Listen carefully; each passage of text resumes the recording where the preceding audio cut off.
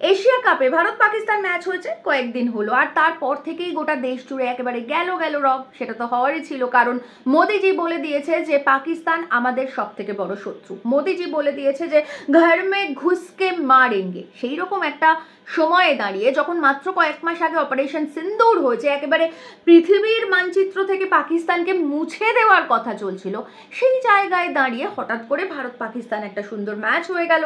আর তারপর থেকেই গোটা ভারতবর্ষের মানুষ একেবারে কথা বলতে শুরু করেছেন বিষয়টা নিয়ে, ছি করছেন। আর ঠিক এই জায়গায় দাঁড়িয়ে অন্ধভক্তরা কিন্তু নতুন একটা কাউন্টার লজিক তৈরি করে ফেলেছে। আসলে অন্ধভক্তরা সবসময় রেডি থাকে একটা করে কাউন্টার লজিক তৈরি করার জন্য, আর মোদিজি এই অন্ধভক্তদের চুতিয়া বানিয়ে আর চুতিয়াদের অন্ধভক্ত বানিয়েই তো 11 বছর ধরে ক্ষমতায় টিকে রয়েছে। যাই হোক, তো অন্ধভক্তদের এই মুহূর্তের লজিক কি? অন্ধভক্তদের লজিক হচ্ছে যে বিসিসিআই একটা ইন্ডিভিজুয়াল স্বাধীন ক্রিকেট নিয়ামক সংস্থা, তার সঙ্গে ভারতে মানে দেশে কোনো দূর পর্যন্ত সম্পর্ক নেই। তাই মোদিজি চাইলেও এই ম্যাচটা বন্ধ করতে পারতো না, আর সেই কারণের জন্য ম্যাচ খেলতে হয়েছে। এখন প্রশ্ন হচ্ছে যে বিসিসিআই যদি এতটাই স্বাধীন এবং ইন্ডিভিজুয়াল একটা সংস্থা হয় এবং ভারতের সঙ্গে বিসিসিআই এর কোনো রকম কোনো সম্পর্ক না থাকে, তাহলে যে কোনো ম্যাচ খেলার আগে কেন ভারতের পতাকা ওড়ে, কেন জাতীয় সঙ্গীত গাওয়া হয়? আসলে এইগুলো যে সঠিক, মানে যে সমস্ত সঠিক লজিক থাকে সেগুলোর জন্য, মানে সেগুলো শোনার জন্য, সেগুলো ব্যক্তিগত জীবনে অ্যাপ্লাই করার জন্য অন্ধভক্তরা জন্মায়নি। ওদের নিজস্ব লজিক থাকে। যাই হোক, আমি অন্ধভক্তদের পার্টটাকে দূরে সরিয়ে রেখেই বলছি যে এই যে মোদিজি বা এই যে অমিত শাহ সব সময় ঘর মে ঘুসকে মারেঙ্গে পাকিস্তান সম্পর্কে বলেন, এবং তারপরে এই যে ভারতের সঙ্গে পাকিস্তানের ম্যাচ খেলে, একটা ম্যাচ তো হয়ে গেছে এবং আগামীতে যদি কোয়ালিফাই করে পাকিস্তান, তাহলে আবারও একটা ম্যাচ হওয়ার প্রবল সম্ভাবনা রয়েছে। তো এই যে বারবার করে পাকিস্তানের সঙ্গে ম্যাচ খেলে, মানে দুটো একই সঙ্গে করে, সেটা কেন করে? কারণ মোদিজি বা অমিত শাহ বা বিজেপি যদি চায়ও, তাহলেও পাকিস্তানকে ওদের জীবন থেকে বাদ দিতে পারবে না। কারণ মোদিজির সঙ্গে পাকিস্তানের বা বিজেপির সঙ্গে পাকিস্তানের যা সম্পর্ক, গোটা ভারতবর্ষের একজন মানুষেরও পাকিস্তানের সঙ্গে অত গভীর, অত ভালো সম্পর্ক নেই। কেন বলছি এই কথা? আমি তিনটে তথ্য দেব, তিনটে তথ্যই খুব গুরুত্বপূর্ণ, একটু মন দিয়ে শুনবেন। প্রথম কথা হচ্ছে যে ভারতীয় জনতা পার্টি এই দলটা তৈরি হয়েছে পাকিস্তানের টাকায়। কেন বলছি এই কথা? কারণ এই যে ভারতীয় জনতা পার্টি যখন তৈরি হয়েছে 1980 সালে, তখন তার জন্য টাকা দিয়েছিলেন মোহাম্মদ আলী জিন্নার নাতি, যার নাম নেস ওয়াদিয়া। আপনারা অনেকেই চেনেন নেস ওয়াদিয়াকে, প্রীতি জিন্টার এক্স বয়ফ্রেন্ড। সেই নেস ওয়াদিয়ার টাকায় ভারতীয় জনতা পার্টি দলটা তৈরি হয়েছিল। এটা আমি বলছি না, বলছেন নানাজি দেশমুখ। নানাজি দেশমুখ হচ্ছেন বিজেপির তাত্ত্বিক নেতা। তিনি তাঁর বইতে স্পষ্টভাবে লিখেছেন মোহাম্মদ আলী জিন্নার নাতির টাকায় ভারতীয় জনতা পার্টি দলটা তৈরি হয়েছে। তো সেক্ষেত্রে মোহাম্মদ আলী জিন্না, যিনি পাকিস্তানের জনক, তাঁর নাতির টাকায় দলটাই তৈরি হয়েছে। সুতরাং পাকিস্তানকে ওরা বাদ দেবে কি করে? পাকিস্তান তো ওদের ঘরের লোক।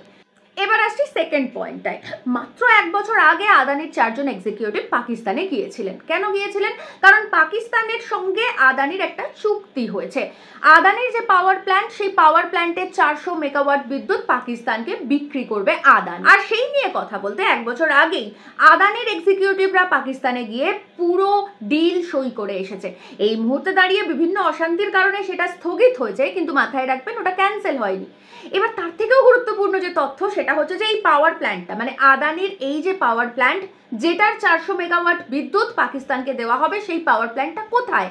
সেই পাওয়ার প্ল্যান্টটা হচ্ছে পাকিস্তানের সঙ্গে ভারতের যেটা সব থেকে কাছের বর্ডার, সেটা হচ্ছে গুজরাটের কচ্ছ এলাকায়।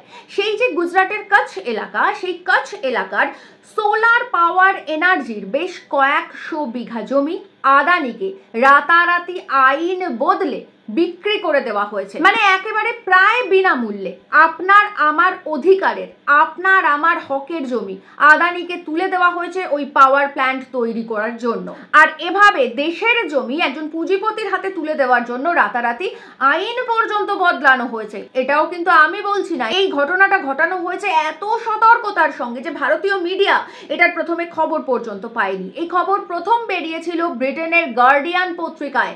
সেটা দেখে রীতিমতন হইচই পড়ে যায়, তারপরে ভারতবর্ষের মানুষ এটা ধীরে ধীরে জানতে পারেন। তাহলে কি আমরা দেখতে পাচ্ছি, সেটা হচ্ছে যে এক তো আপনার আমার হকের জমি আদানিকে বিক্রি করে দেওয়া হচ্ছে, তাও প্রায় বিনামূল্যেই ছেড়ে দেওয়া হচ্ছে, এবং তার থেকেও গুরুত্বপূর্ণ হচ্ছে যে কচ্ছ এলাকার জমি আদানির হাতে তুলে দেওয়া হচ্ছে, সেই কচ্ছ এলাকাটা হচ্ছে পাকিস্তানের সব থেকে কাছের বর্ডার।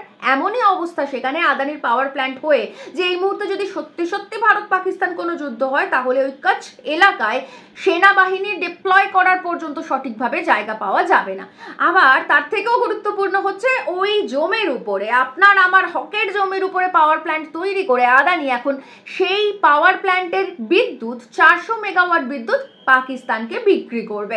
অর্থাৎ মোদিজির ঘরের লোক আদানি একেবারে পাকিস্তানের সঙ্গে ব্যবসা করছে, আর মোদিজি নাকি পাকিস্তানকে ঘর মে ঘুসকে মারেঙ্গে। এবার আসছি 3 নম্বর পয়েন্টটায়, আর এই 3 নম্বর পয়েন্টটা কিন্তু আগের দুটো পয়েন্টের থেকেও অনেক বেশি গুরুত্বপূর্ণ। সেটা হচ্ছে যে ভারতবর্ষের নিরাপত্তা উপদেষ্টা অজিত দোভাল, এই অজিত দোভালের ছেলে সূর্য দোভালের কোম্পানির নাম টর্চ ইনকর্পোরেশন, আর সেই টর্চ ইনকর্পোরেশনের সিইও কে জানেন?